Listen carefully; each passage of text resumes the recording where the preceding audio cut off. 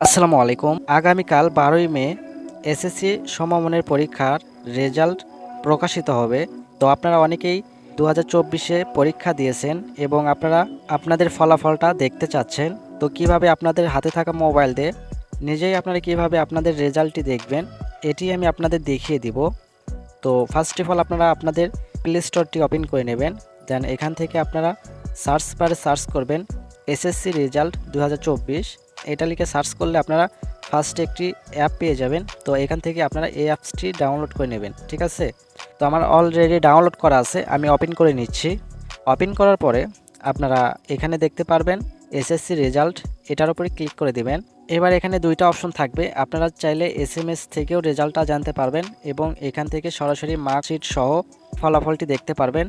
তো আমরা যেহেতু এখান থেকে দেখব, তো এটাতে ক্লিক করে দিব। এরপরে এখান থেকে আপনাদের বোর্ডের নামটি সিলেক্ট করে নেবেন, ঠিক আছে? আপনারা যেই বোর্ড থেকে পরীক্ষাটা দিয়েছেন, তো আমি এখান থেকে মাদ্রাসা বোর্ড সিলেক্ট করে নিচ্ছি।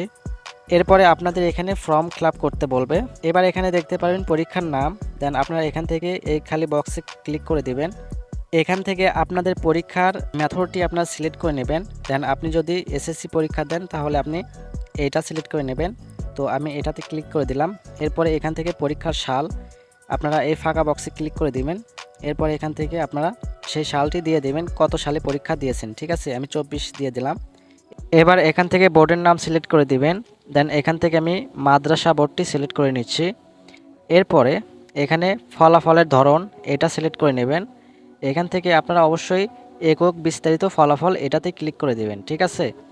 এরপরে এখান থেকে আপনাদের পরীক্ষার্থীর রোল নম্বর ইংরেজিতে দিতে হবে, ঠিক আছে? তো এখান থেকে আপনারা রোল নম্বরটি দিয়ে দেবেন।